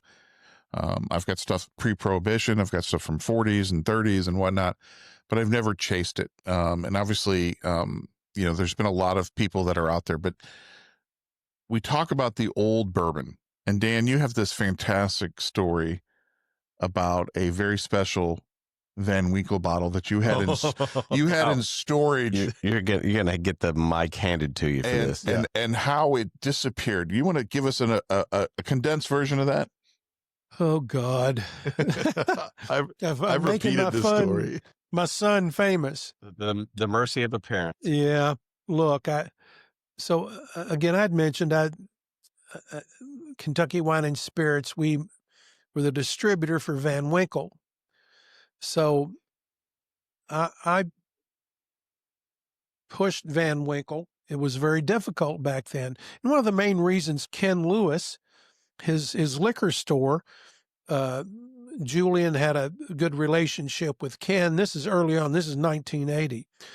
So when Ken's moving his old store down in the west end of Louisville over to the new big Jefferson Street store, as I call it. That's 45 friggin' years ago. Goddamn. He had Julian's full line. So, okay, that made an impression on me. I need to take care of Ken. So he and Julian. So anyway, Julian calls me up in 1988 and says, Dan, I've got some of the last whiskey. My dad, it's going to be long, guys. I'm sorry. I've had a couple of pops, and it's the only way I know how to tell it. No, this is, we're here for it. That's a proverbial, make it short. And if you're listening or watching, you should be here too. So Julian says, I've got some of the last whiskey my dad distilled before we sold the distillery in 72. I've got two versions. I've got a 14-year-old and a 16-year-old. So they apparently dumped some before a couple of years earlier. So I said, do you want any of it? Oh, sure, I'll take 10 cases each. So about a month later, I get a call from Julian. He says, Dan, how much of that family reserve do you have left? I'm thinking, something in his voice I know is not right. I said, so I look it up on the computer. And I said, Julian, we've got, I don't know, less than a case each. Why? Is something wrong? He said, well, you apparently have some bottles on the back bar at Cafe Metro. He said, Bill Samuels was in there last night. He wasn't real happy about it, about that red wax seal. So if you don't know the red wax seal story, the Samuels family never applied for a federal trademark. This is my understanding, for the red wax sealed. So when you drove around Louisville, and you saw Maker's Mark billboards, you never saw Maker's Mark. The only thing you saw was the red wax. Mm-hmm. So there was there was one billboard in particular that stands out to me, and that was a bottle of Maker's, the floating over an iceberg. Now the bottle was twisted so you couldn't see the Maker's Mark on it, so you could just see the red wax, and on the iceberg were a bunch of penguins. So I'm with Rich Barbieri, who was with 21 Brands, St. Louis boy. His brother works for, gosh, I'll think of him in a minute. He said, what the hell is that? I said, well, it's just the latest Maker's Mark billboard. Oh, what does it mean? Well, it's pretty obvious to anybody in Kentucky. That's Maker's over ice. So anyway, so I bought a case of the 14-year-old. I don't remember drinking a drop of it, to be quite honest. So I know I'm down to 4 bottles. So I give a bottle to Bourbon's Bistro on Frankfort Avenue when they open up. Mm-hmm. Yeah. Then I give them another one on their 5th anniversary. So that leaves me 2. And I can't remember anyway, I get down to 1. So I meet a guy, Tim Bible, a dentist in Knoxville. He's a big collector. He collected all our stuff. He finds out I know Julian. So he's coming up. Can you get Julian to sign my bottles? Can you set up lunch? Well, sure. So I called Julian up and I say, Julian, if you meet us for lunch, I've got a bottle of that 1988 Family Reserve and I'll give it to you. So we just definitely silence for, it seemed like a minute. It's probably 5 seconds. He said, you talking about the red wax stuff? I said, yeah, that's damn good bourbon. He said, if you bring that, I'll bring you a bottle of 20-year-old, or he might have said 23. I said, okay. Now this is 2009, 2010. I'm still in the weeds, guys. It's just bourbon. Nobody understands So what's you went going into on. the basement to get the bottle? I went into the basement to get the bottle. It's not there. Well, crap. I've got a thing upstairs. I got a bunch of stuff in and go up there and look through it. And God damn, it's gone. It's not up here either. So finally the light bulb goes off over my head. So my son had graduated from Colgate, moved back into the basement bedroom. So I walked downstairs and I said, Alex, did you get that bottle of Van Winkle bourbon out of the wine rack there? He said, yeah. Okay. Did you drink it? He said, yeah. Was it good? Yeah, it's pretty good.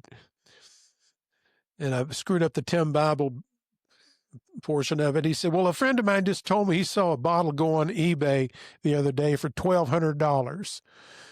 That was in 2009. They were still doing it. 2010. But your son, being a recent college graduate, he didn't drink it neat, did he? Well, I just looked at him and said, I hope you enjoyed it in that 2 liter of Coke you poured it in. Just turned around and walked away. So the only joy I got out of that bottle was seeing the color drain from his face. And I think those bottles, the last I heard, somebody quoted that last bottle he saw went for about 10 grand of that red wax stuff. So, wow. Yeah. Was that a Cordy Brothers as well? No, that was a maroon wax, if I'm not mistaken. No, it wasn't Cordy. It wasn't Cordy. Now, here's the thing. Gordy Hugh. From Chicago. No, Cincinnati or Northern Kentucky. I-75 cork and bottle. Brian Hugh. He was running the store. So Gordy was gray marketing crap, selling Budweiser. He was buying any and everything and he could. So he had an export license, and Julian, so he bought a bunch of that 1988 Family Reserve. So there was a big lawsuit over that after the family had to sell. And I forget the family that they sold to. God, I worked with them for 25 years. Jordan? What? No, I'll think of it. So anyway, they had a whole stash of that. So when they sold the store, there was some controversy over that because they had a bunch of that stuff in the basement. So, but Cordy Brothers, I'm very familiar with them, California grocers, and so I would get their catalog every year. So I'm very, very familiar with that. So Julian sold them a lot of stuff. Absolutely.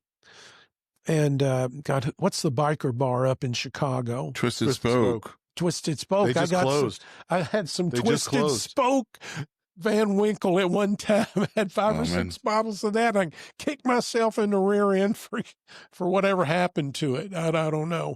So if people want to hear more Fantastic. about some of the Van Winkle backstory, we have a great post on our site from one of our former contributors. What was it called? Something like the greatest story you've never heard, whatever. But I'll link it in the show notes. Check it out. Give you a lot of backstory in the Van Winkle. But we've been going on and on here now. We're getting into about an hour 24. So I want to kind of wrap us up with a kind of a very pointed question. And so I want to, each one of the folks have been involved with Bourbon and Banter. What is your favorite memory of your time with Bourbon and Banter? And I'm going to let Brent start. Oh man, you just put me on the spot. Absolutely.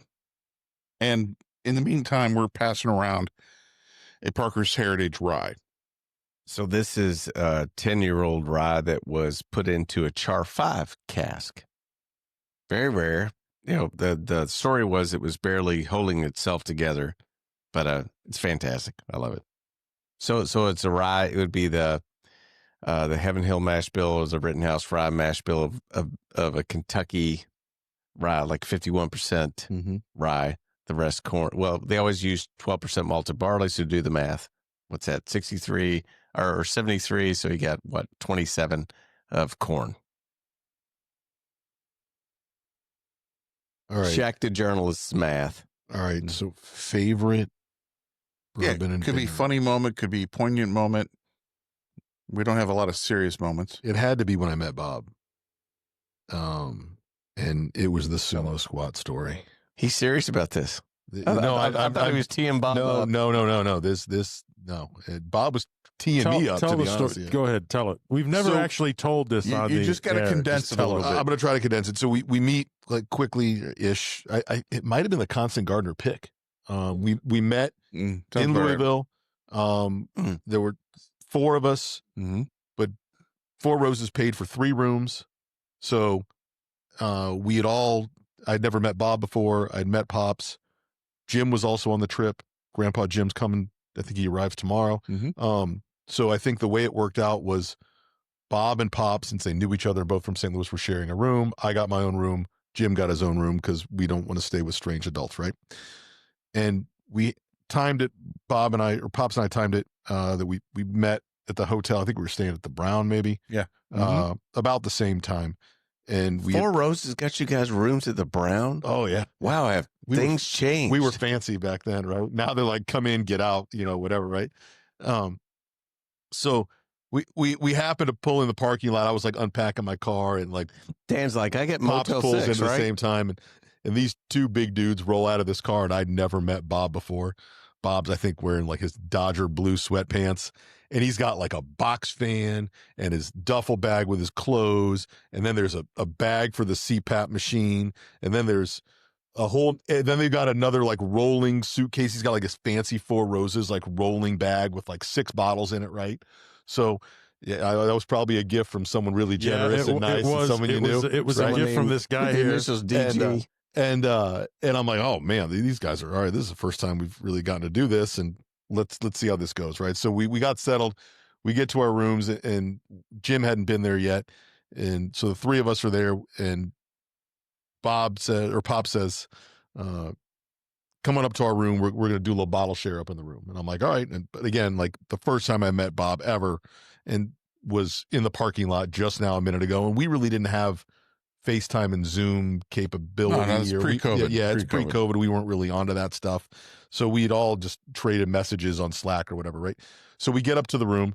We throw our stuff down, and we go into Bob and Pops' room, and it's a small room in the Brown. The Brown doesn't have huge rooms, and there's 2 queen beds in there, and we're sitting on the bed and the end of the beds, and they break out. There's like 12 bottles, and I'm like, all right, we're in bottle share time. Let's start drinking. Like, we're having stuff and having a couple drinks, and Jim's not there yet, and Bob says, I'm sorry. He looks at me. He's like, I got to take a shit, and I'm like, what?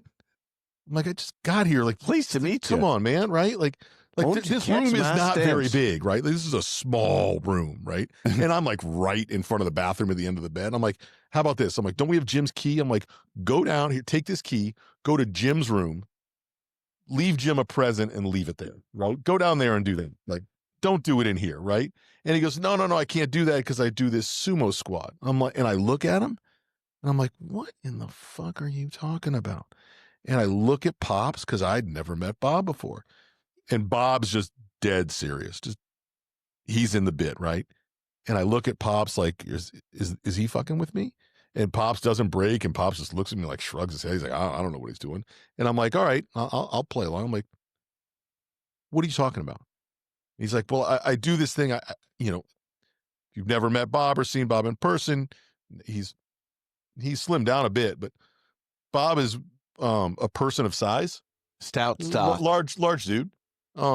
I'm a very large.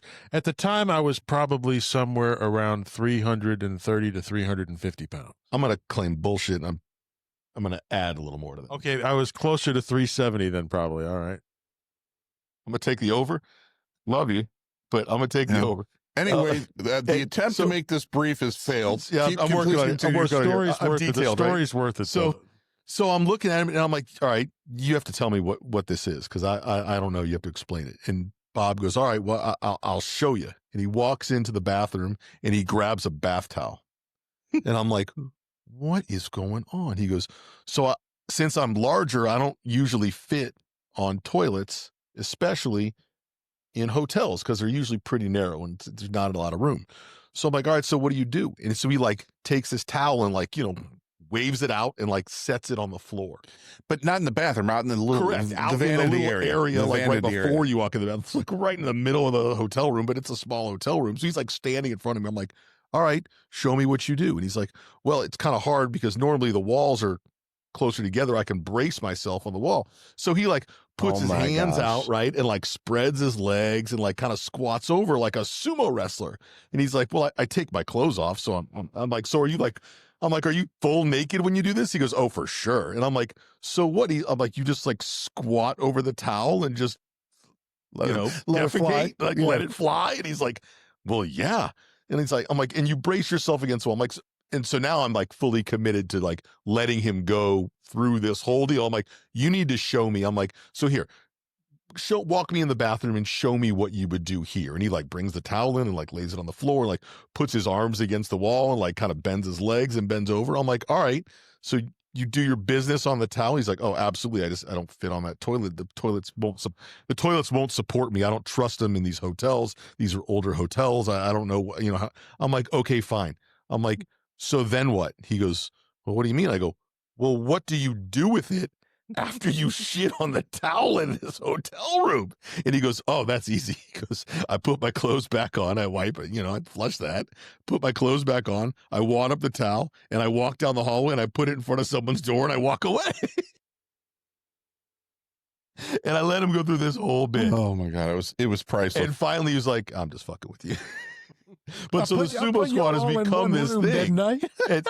And at this, like, Bob is a national treasure. I've said it before. Like, he comes off pretty gruff, but he is the best fucking guy ever. Like, and the best thing was, then the next day we go to Four Roses to do the pick, and we're like, hey, Bob, why don't you do a sumo squat in front of the barrels? And so we get this photo.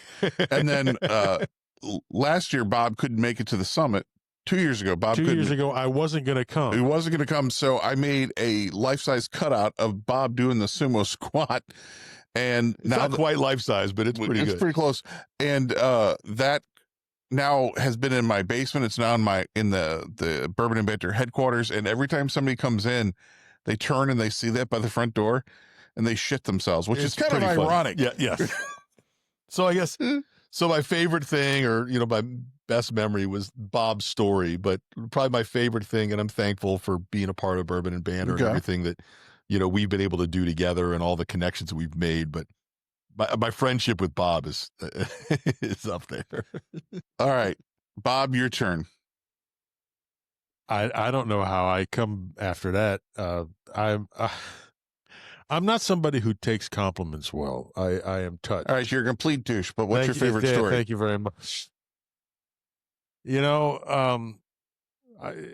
Basically, we don't hand them out well, or commonly. These moments, these summit moments, when we're all able together, whether we're here, we're in Indianapolis, whatever we're doing, these are the moments that I truly enjoy, is being able to just sit and hang and converse.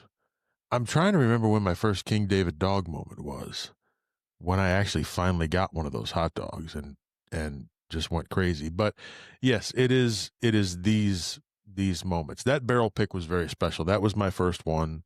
It was a brand that I was very, very fond of. We conceived of the label on the way down to pay tribute to you. And you were able to join us on there. And he's pointing to Dan Gardner, by the way. And I'm pointing to Dan. This is when we were allowed to still do labels on Four Roses bottles. Well, but that was a hell of a lay. That was a hell of a good one. Yeah. It was a good one. It was a good one. But yeah, it's these moments. I mean, I love doing the podcast as well. I mean, we've had some very fun moments. We did one episode. We did an April Fool's episode where every story was bullshit, where we fabricated everything. That was great. Wait a minute. That was fun. There was one real. We would never do that. Hey, you know, so folks, that's also been a lot of fun, is doing these things and then having people react the way that they do. Not only react, but like gain tremendous traction where distilleries and brands are getting phone calls and and reaching out to us to like basically cease and desist. Just imagine if they'd reach out to us for true right. Like, you know, folks, we're just trying to have a little fun over here. Power for good. They this don't want is the thing. Yeah, you know, every once in a while. Everybody's so serious. Everybody's all, you know, we're just trying to have a little fun. So we try to do that from time to time. All right. Fair enough. How about you, Steve? I don't want to sound too schmaltzy, but when you and I met on that trip, we had a lot of fun just talking about how bourbon content could be so much better. Yeah. So we got on board together. Later that evening or the next night, we tasted the worst bourbon we've ever tasted.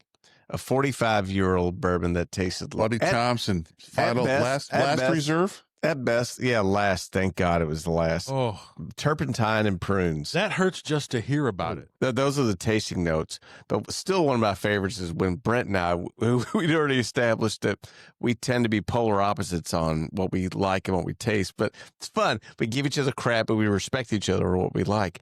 Our palates are different. And we were doing a Four Roses pick, and it was down to the final blind pick. And he and I both defected on our choices. Yeah, we're down to the final two. And I flipped. You were with he A, flipped. and I was with B, and we blinded them. And you picked B, and I picked A. Did the blind. Yeah. Mandy did the blind, and we flipped. Yep. We're like, wow, we're idiots. Absolutely. And we was were so much like arguing. We were fighting about it. We were not. And that's the beauty. If you never get to go on a Four Roses pick, find a way to get on it, because it's not only phenomenal that you could taste 10 barrels and 10 different recipes, but you have to screw with your friends. You've got to argue your point, even if you don't believe in that barrel. Argue your point just to mess it up and have fun with people. I've got a way for you to get on a Four Roses pick. If you become a member of the Bourbon and Banter community. That is correct. You've been lucky enough to do a Four Roses pick every year. And you win the lottery. We take guests. That's right. Every year. Just go to bourbonbanter.com/community, sign up, and all our our drinking class members, which are our paid members, have an opportunity to enter that for a barrel pick. 4 members last year. That's right. Hadn't been and Steve, I just want you to know, I played your role today with our 1792 pick. Oh, did you defect? I did. And unfortunately gave Brent a win. I didn't win at Four Roses This in last September, but I won. You picked a Q. But I won today. They picked a Q. It wasn't me. Dan. They Am I picked a Q. grandfathered into We this picked now? we picked a good barrel. I love a Q. Like, we picked a good barrel. It just wasn't my favorite one, but we picked a good barrel. Hey, Dan, what's your favorite bourbon and banter moment? My favorite. Bourbon and banter moment. When we leave, right? Just get the hell out of the distillery. When we kissed your ass with the bottle, or Well, that didn't hurt. Wow. Has anybody else from Four Roses got their face on it? it didn't hurt, but it didn't impress. Obviously, That's actually my biggest disappointment, that I wasn't able to make it. And I think I was in St. Louis. I'd already set something up. Either St. Louis or Nashville was primary markets that I would go to, but I had already had something set up. And I think it was actually y'all were coming here, and I went to friggin' St. Louis. Yeah, possible. So, I love that. That's OBSV tier 6. Yeah. And We have a thing for those OBSVs. That's the interesting thing about our recipes. I'm not going to get into that, but I did notice in this. And that LESB that we're passing around?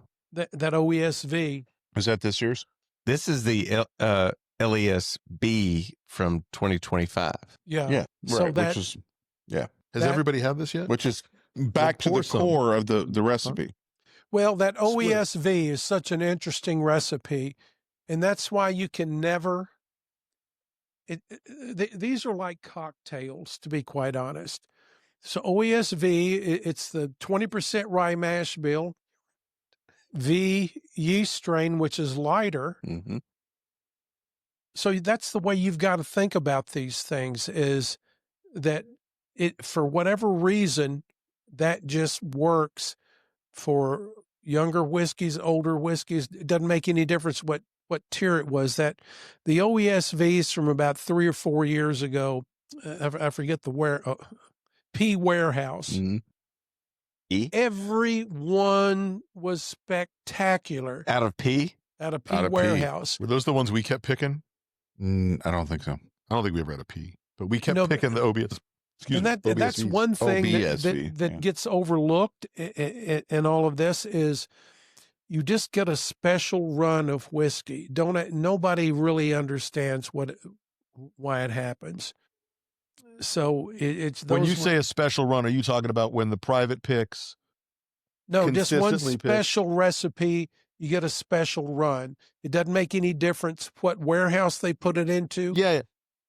P South, P South. P South South. side of P, the 6th tier. OESV, P South. And 6th tier. 1 through 6 didn't make any difference. That particular batch, which is about 200 barrels, was spectacular. So when you say spectacular, I mean, they were all like the majority of them were good, or you noticed that because a lot of private everybody picks were, picked them. that's what I was Wow. asking. Okay. That's cool. Everybody Out of the 10, if everybody's they were picking them in, consistently. They were always at least no worse than top 3, Okay.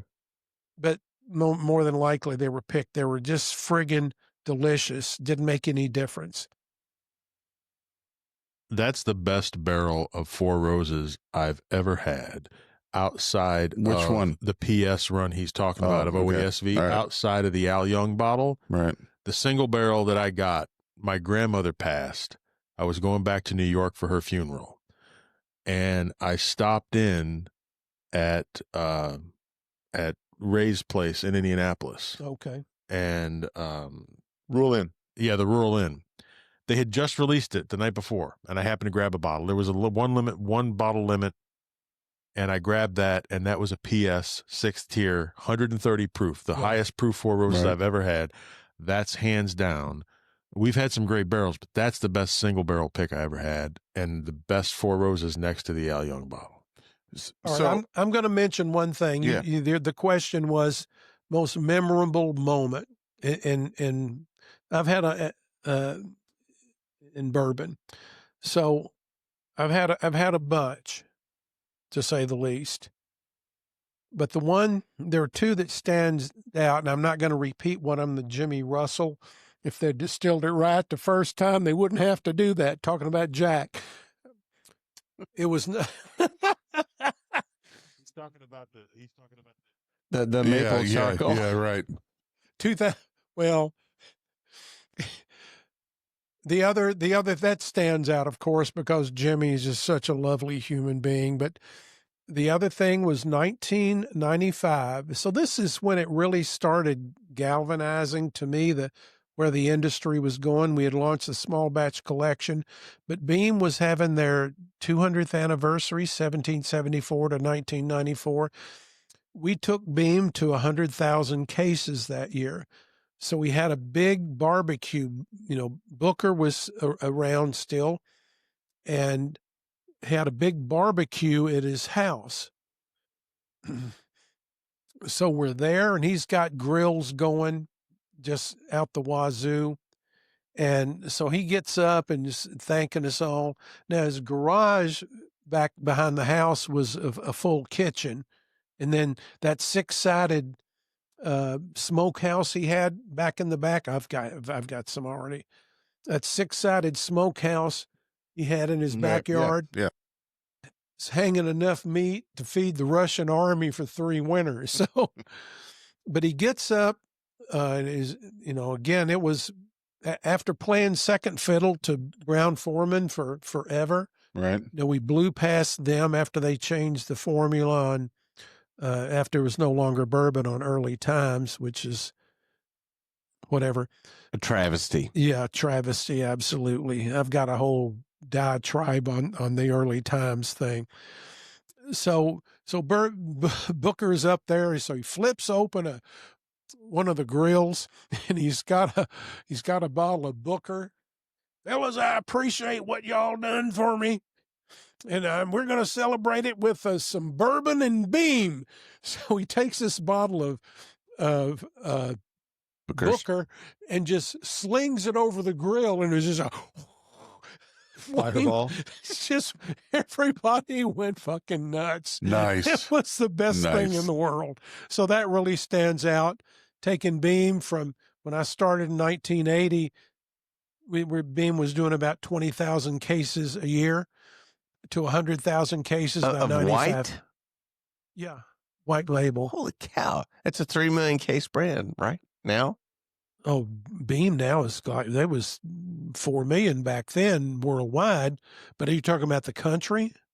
No, No. You were talking 100,000 cases of Beam White. I'm like, well, when is it? In 1995. Yeah, absolutely. Total output? No, just in Kentucky. Oh, all right.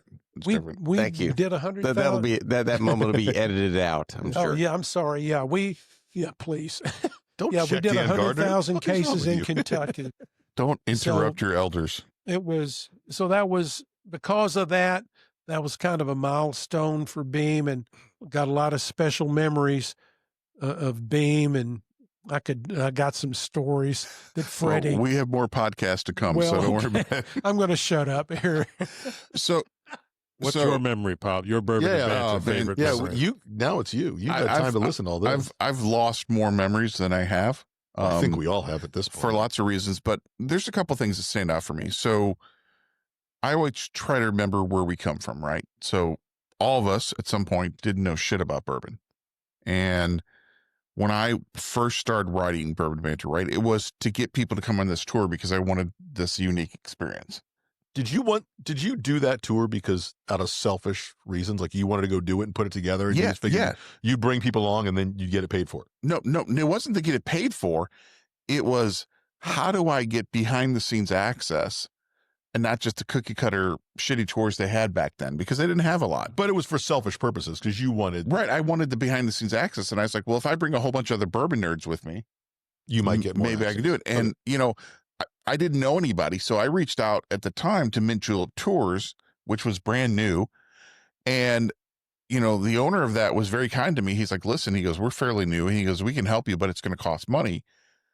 And if you don't have money, he goes, I'm happy to give you some emails. So he gave me Jimmy Russell's secretary's email. He gave me Jim Russell's email. He gave me Bill Samuel's email. And at that point, you could reach out to these individuals directly and get a response. So, but part of my journey. That'd be Sean Higgins, right? Yeah, Sean. Yeah, Yep, Sean. yep. Sean Higgins and his wife, they're beautiful people. But one of the things that along the way, one of my fun stories, which was, I got this Twitter message, I guess it was, from a gentleman who we all online, who's known as Bourbon Truth, Lloyd Christmas, whatever. And he was this very divisive character. He's very blunt, but very dialed into the bourbon industry at the time. And he reached out to me, and apparently he liked my honesty and the fact that I wasn't kissing ass and falling for the lies. And he's like, hey, I want to have a conversation with you. And he goes, I'm going to send you a burner phone number. Yeah, because he's like super secretive. Right, super secretive. So he sends me a burner phone number. We have a conversation. We chat for 2 hours. Fantastic conversation. And he's like, well, I'm going to send you some samples. And when you get the samples, I want to know what you think. So this giant box shows up, and the return address he's marked out. Right, so I can't track him. But for the people that don't know, back then, and I'm not even sure if he's still on the map anymore. But he is. Yeah, he is. Yeah, he was like persona non grata in the bourbon world. Oh yeah, like he was like on NSA lists. Like, right, distilleries would not let him on grounds. No, they wouldn't let him on property. Right, he was like blackballed from the from distilleries. He had an amazing insider track information. He was not a nice individual. Yeah, Buffalo Trace had him blacklisted. He was good friends with the Colvines at Willett. But he sent me samples. He said, what do you think? And I gave him a review of some of them I love, some of them I shit on.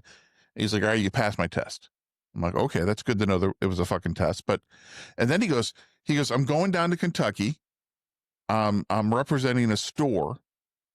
And I'd like you to come on some barrel picks. Now, I'd never been on a barrel pick before in my life.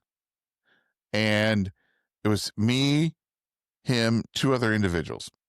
And I don't joke. One guy owned a barbecue place, which is fantastic from what I hear. The other guy, I shit you not, was a rocket scientist.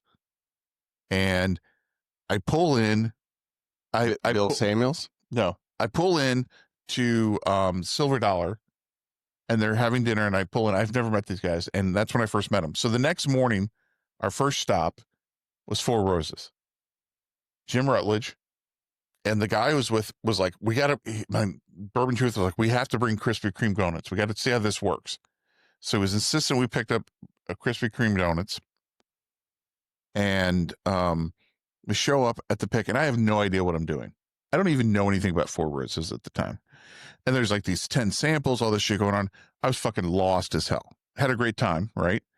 And I still remember the funniest thing, though, about that whole experience was we were in the parking lot, and Jim Rutledge pulls up, and he walks out of the car, and he's just chain fucking smoking. Just burning heaters whole time. I'm like, what the fuck is the master distiller smoking, chain smoking for, right?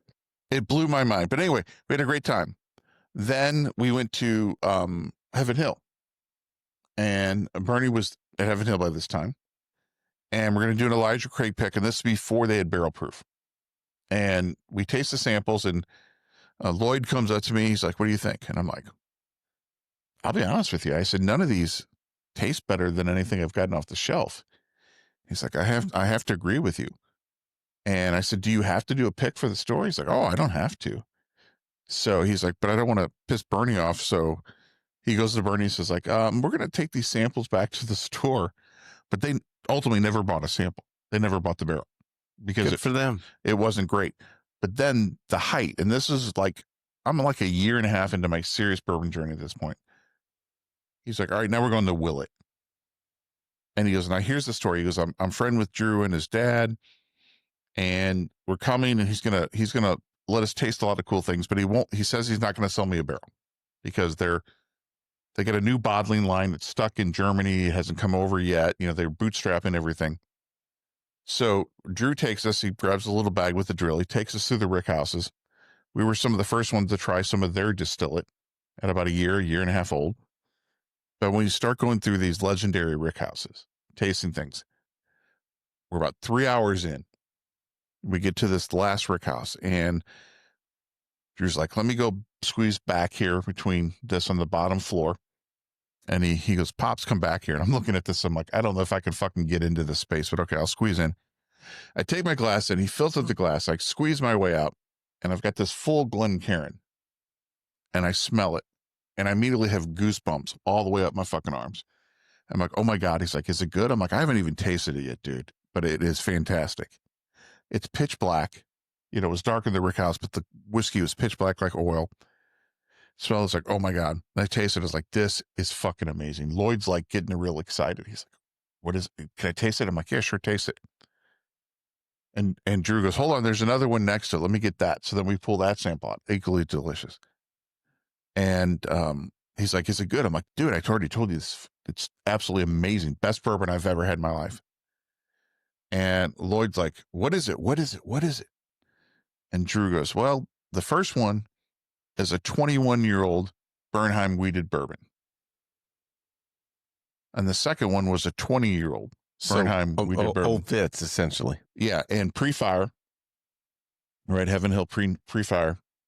And so Drew had already said you couldn't buy these. And so immediately Lloyd's on the phone to the liquor store, telling him what he found. It's like, how much? How much? And so Drew was like, well, there's about maybe 100 bottles in this barrel, 80 to 100 bottles. And so back then, and this was about 2012, 2013, he's like, $12,000 a barrel for 100 bottles. And because he's like, Drew, Lloyd's like hammering him. He's like, so he just threw out that big ass fuck off number, right? And Lloyd goes, sold. So the liquor store is committed to these 2 barrels, right? So Lloyd came down 3 or 4 times over the next 12 months while they were waiting for this to be bottled. The first stop, he's like, hey, this is really good stuff. Drew, you should be proud of this. He goes, can we get a special wax? Can we get a gold wax on this? So he talks him to the gold wax. Next trip down, he's like, man, these are really legendary. These are like, of the top things. So he gets Drew to agree to red ink these bottles. If you know Willet and the red ink, it's legendary. So ultimately, these got bottled as the Weeded Patriot and the Weeded Warrior. And Lloyd wouldn't let me buy one because he didn't want to dick me over on the price because he was selling them for $800 a bottle At the time. So he gave me one. Well, $800 a bottle, like at the time. In when? 12, 09? 12, 13. Oh, yeah. Wow. So he gave me one. Which is an aggressive for number free. at the time. No, it was aggressive, hugely aggressive. He gave me one for free. So I got married in 99. So about 2019, a member of Bourbon Banter team reaches out to me. He's like, hey, one of those weeded Warriors or Patriots, I forget which one it was. He goes, I just saw one go for $10,000. So I don't flip bourbon except for this one. And we put it in a razzle. Except when it's financially prudent. 10 grand to pay for a Vegas trip. So that's one of my early stories. It's a legendary pick, some of the most amazing bourbon that I've had. So to interject real quick, and not to necessarily interrupt, but just for any, and I'm sure the majority of people that are paying attention, that are watching or listening to this now, probably or may not know Lloyd Christmas or Bourbon Truth. Do a little internet research. Go through his Twitter feed and wherever else he is now. You will be fantastically rewarded with the back and forth, as well as some of the information that is still out there. Google Lloyd Christmas. Just trust me. I'm not going to use his real name because then I'll have And it's not it's not the Dumb and Dumber character. No, it is not. And then add the term ball sweat. I don't know anything about that. Yes, I do. And also check out the Bourbon Tasting Hall of Fame notes. Yes. And you'll be rewarded. But so that's one of my early stories. But as we start building the Bourbon Banter team, we've had so many great gatherings over the years, get-togethers. But what it's less of a story and more of a movement is what I am most proud of over the years of building this is we provide a lot of education. We provide a lot of reviews. But the thing I'm most proud of is, to the point what you said, is this, right? Is getting together with people and building community. We've doubled down the last year and a half in building that. And while people chase bottles and they do things of that nature, we are focused on the community aspect of things. And I want to invite everybody that's out there to join us and become part of that, because bourbon is always enjoyed best when you're with people. You have these conversations, you have the learning moments, you have people like Steve here bringing random samples out and sharing them. It's never, ever been better by yourself. Never once. That's right. And the people you meet, the connections you make are lifelong, and it's fantastic. So Brent, Bob, Steve, Aaron, Jim, and countless others that have been part of building Bourbon and Banter. I want to thank you all for everything that you've done. Dan, you've been a fantastic brand partner, a great friend. And I want to continue doing this for years and years to come. And even if we decide to stop writing reviews, for me, the community is vibrant, and combining and getting together around a drink is really the last salvation of humankind, as far as I'm concerned. So Steve's going to pour some whiskey in my glass, so I'm going to toast everybody here real quick. This is an 18-year-old Heaven Hill, I think, one of the insiders collection, so it's never been to market. So here we go. Pops is 120 proof. All right, pour this in my glass, sir. Yeah, he's got his yours. arm extended. Thank you, guys. This has been great. First.